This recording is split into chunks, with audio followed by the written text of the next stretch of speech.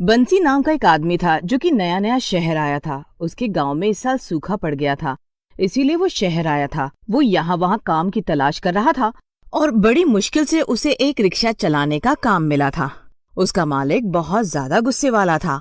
वो बंसी से कहता है, देख बंसी, मुझे हर दिन के 400 रुपए चाहिए ही चाहिए।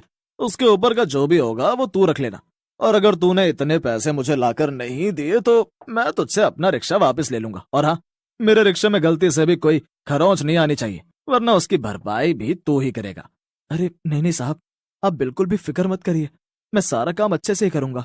बंसी को काम की सख्त जरूरत थी, इसीलिए उसे जो भी काम मिला वो चुपचाप करने लगा। बंसी दिन भर रिक्शा चलाता और शाम को किसी रेलवे स्टेशन या बस स्टॉप के बाहर जाकर सो जाता।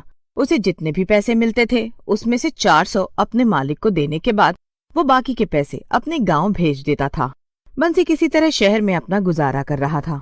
ओहो, आज तो बड़ी ठंड हो रही है, क्या करूं क्या करूं। आज तो लगता है कि स्टेशन या बस स्टैंड के बाहर भी गुजारा नहीं हो पाएगा। लगता है आज रात भर भटकना ही पड़ेगा। चलो पहले ये ऑटो तो मालिक को लौटाऊं, फिर देखता हूँ कि कहाँ रात गुजारनी है। बंसी अपने ख्यालों में गुम था कि तभी उसे एक सवारी दिखाई देती है। भैया, सेक्टर 4 जाना है, चलोगे? हाँ हाँ मैडम, बैठिए ना। बंसी लड़की को बिठाकर सेक्टर 4 की तरफ चल पड़ता है। तभी बंसी को एक गली दिखाई देती है।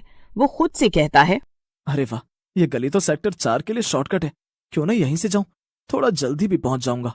बंसी ऑटो को गली की तरफ घुमाता है कि तभी ऑटो में बैठी लड़की जोर से चिल्लाती है, अरे अरे अरे, ये क्या कर रहे हो भैया? मुझे मारना चाहते हो क्या?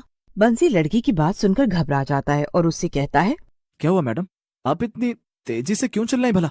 मैंने ऐसा क्या किया? क्या किया? अरे इस भूतिया गली की तरफ ऑटो घुमा रहे हो और पूछते हो कि क्या किया? लगता है कि इस शहर में नए हो तुम।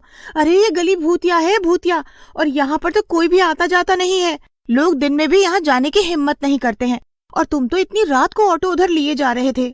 भैया, इस गली से जितना दूर रहोगे उतना ही अच्छा है।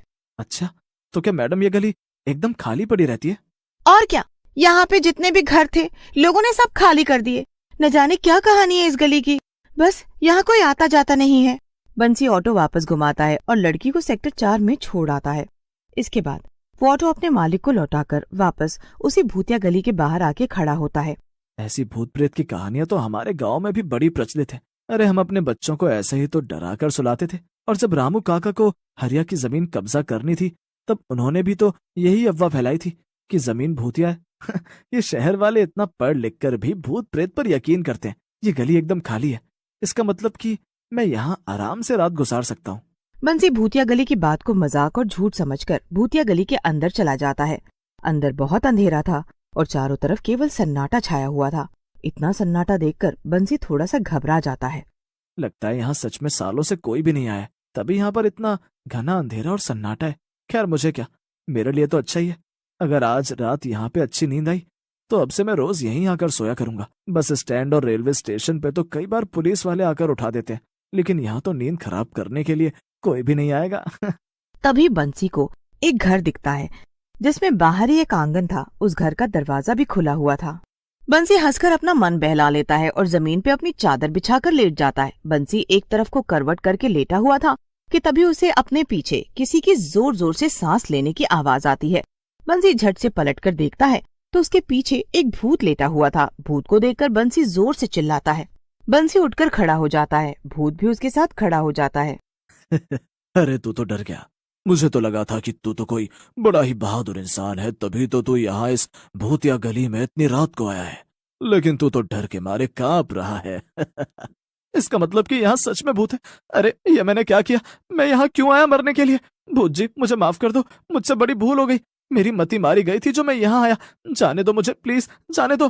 अरे इतने दिनों बाद तो यहाँ कोई आया है, ऐसे कैसे जाने दो मैं तुझे? हाँ अब आज की रात तो तुझे यही हमारे साथ बितानी है, और अगर सुबह तक तू जिंदा बच जाए तो चला जाना। हमारे क्या मतलब, यहाँ आपके अलावा भी कोई है क्या भूत जी? हाँ, मेरा पूरा परिवार है यहाँ। तभी वहाँ पर भूत की पत्नी और 2 भूतिया बच्चे भी आ जाते हैं। वो तीनों बंसी को बहुत गुस्से से देख रहे थे। बंसी उन्हें देखकर और भी ज्यादा डरने लगता है। तभी भूत की पत्नी बोलती है, ये क्या है? एक इंसान यहाँ क्या करने आया है? इसकी हिम्मत भी कैसे हुई हमारी इस गली में आने की? मैं इसे नहीं छोड़ूंगी, मार डालूंगी मैं इसे। अरे नहीं नहीं, रुको भाग्यवान, अभी अभी तो आया है बेचारा, मारना ही तो है इसे, तो थोड़ी देर बाद मार लेना। ये सब सुनकर बंसी को चक्कर आने लगते हैं। वो भूत के पैर पकड़ लेता है और अपनी जान की भीख मांगने लगता है। मुझे मत मारो, मुझे मत मारो भूत जी, मैंने किसी का क्या बिगाड़ा है? मैं तो बहुत ही गरीब आदमी हूँ। गांव में मेरे बूढ़े माँ बाप ने मुझे बड़ी उम्मीदों से शहर भेजा है। गांव में सूखा पड़ने के कारण सब भूखे मर रहे हैं, इसीलिए मैं यहाँ शहर आकर रिक्शा चलाकर किसी तरह खुद को और अपने माँ बाप को जिंदा रख रहा हूँ। बंसी की बात सुनकर भूत और उसका परिवार कुछ शांत होते हैं। वो सब तो ठीक है, मगर तू यहाँ क्या करने आया था? क्या तुझे पता नहीं था कि ये गली भूतिया है? सारे शहर को तो ये बात मालूम है। पता था, लेकिन मुझे लगा कि ये सब बस एक झूठी अफवाह है। दरअसल मैं बस स्टैंड या रेलवे स्टैंड पर सो जाता था, लेकिन आज ठंड बहुत थी, इसीलिए मैंने सोचा कि यहाँ किसी घर की छत के नीचे सो जाऊंगा तो कम ठंड लगेगी।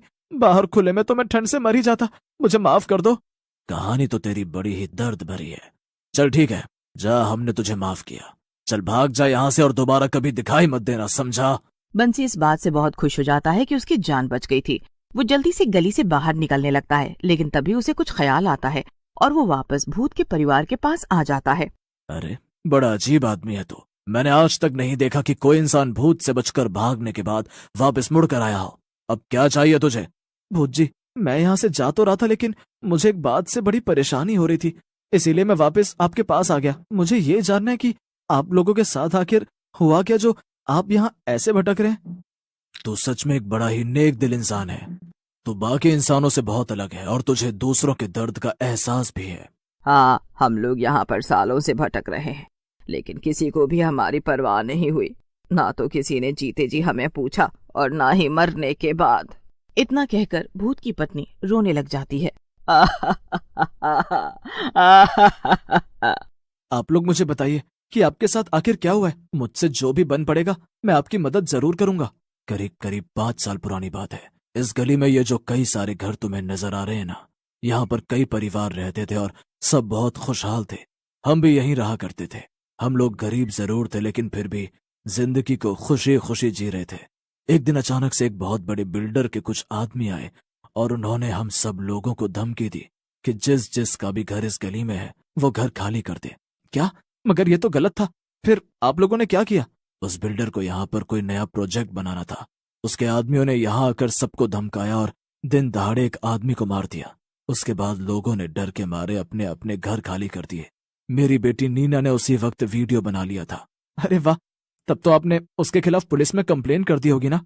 हम वही करने जा रहे थे, लेकिन हम कंप्लेन कर पाते उसके पहले ही ये बात बिल्डर को पता चल गई और वो अपने आदमियों के साथ हमें मारने आ गया। तब तक सारे लोग अपना घर छोड़कर जा चुके थे और यहाँ बस हम लोग ही बचे थे। हमने उससे बहुत विनती की, लेकिन उसने हमें मार दिया। लेकिन हमने भी ठान लिया था कि इस गली में कोई भी प्रोजेक्ट नहीं बनने देंगे और ना ही किसी को हमारा घर गिराने देंगे। हाँ, और इसीलिए हम लोग तब से यहीं पर भटक रहे हैं।